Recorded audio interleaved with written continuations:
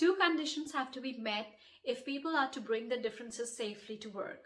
One is they must feel included, and the other is an agreement on what do we value as a team, or what are your values that you can say we uphold, we exemplify, and we don't allow those values to be breached.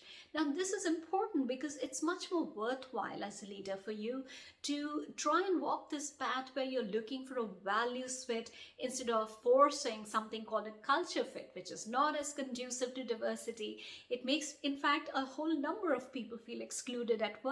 It puts undue pressure on people to conform, and what you eventually get out of a team who has all kinds of skills and backgrounds and experiences and ideas is not much. What you get is uncomfortable silences, people squirming in their chairs, not wanting to contradict other people, most certainly not wanting to contradict you as their leader. And over time, differences get muted in such teams and they get lost eventually. So now it's a lose-lose for everyone. Not only did we lose the differences people had brought to work and kind of, hammered everybody into being this version of themselves they're not quite probably comfortable with, but we have also let people believe that there is no hope for inclusion here. So two paths that you can take as a leader. I would say the culture fit path is a bit more tricky, even though it's easier, right? Like if people can fall in line and we have this semblance of cohesion, which is essentially agreeing on stuff even though people secretly disagree with stuff, and it makes that very tempting, right? Like you want people to not make too much noise, not have too many problems, not bring conflict to you as a leader, and that's where culture fit becomes this default choice. But a more productive one and a safer path for long-term success and better decisions, which eventually decides how successful you will be as a leader and a team, is a values fit path. So two things that you can do to help your team to agree on values. One is you have to decide what those values are, right? Now, sometimes organizations have the values which don't quite, translate well at a team level. So you're well within your rights to say, informally, we will agree on those 4 or 5 ways of working in our team, while also being respectful and acknowledging our organization's larger values. And what could those informal values be? Well, ones that support a diverse set of people. So think of inclusion, think of psychological safety, think of being respectful, showing empathy or some form of caring and concern for each other, because otherwise things get siloed and people get very single-minded about what is it that they need from other people instead of also focusing on what others need from them. You can have collaboration as a wonderful value, because a great outcome of included teams is greater collaboration, which then helps to raise the quality of decisions that are made.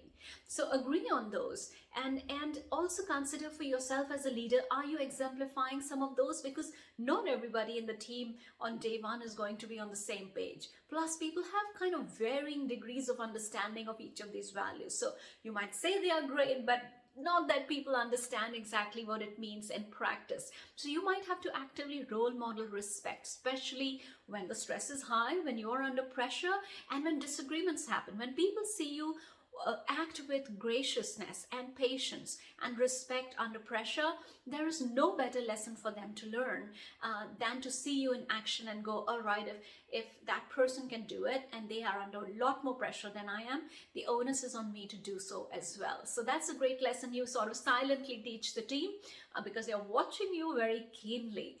And the other bit of your hard work is to make sure that you're noticing when values get breached that all of you agreed on. Right? So that means that there's disrespect, or people snap at each other in a meeting when they disagree with each other, or a very important decision is about to be taken and people feel strongly about that decision, so they start interrupting each other and get very excited, but in a way where there's more noise and less listening. So for you to kind of be the coach in the moment and notice that that breach of that value is happening, both, let's say, listening and respect and patience and whatnot, you say, I think we need to bring things a few notches down because I'm not following everything everyone is saying. Are you? Why don't we give each other a couple of minutes to just speak our views, and that way we all just listen to each other, and then let's open this up to more discussion. So you've not been very bossy about it, right? You haven't made people very self-conscious, but what you have sent out as a gentle message is, we are not getting this right. We need to listen to each other, and interrupting and cutting each other off is not respectful. Now, you're not spelling it out, but that's essentially what you mean. Now, if you have someone who's a bit tough to handle than others and is very strong-headed about what's going on, you might want to pull them away after the meeting privately and coach them and say something on the lines of, look, I know all of you feel very strongly about this, as do I, but I did observe you interrupt a couple of people repeatedly so that they could never really complete what the thoughts were, and I, on my part, did not really get to hear them. Now, I know that you have lots to say, but next time, could you commit on being more patient so that everybody gets a chance to speak, and you know that you have your time as well with me? And that kind of sets the tone for people. It's not very contentious. It's not some big conflict. You're not needing to have a long conversation that's hard.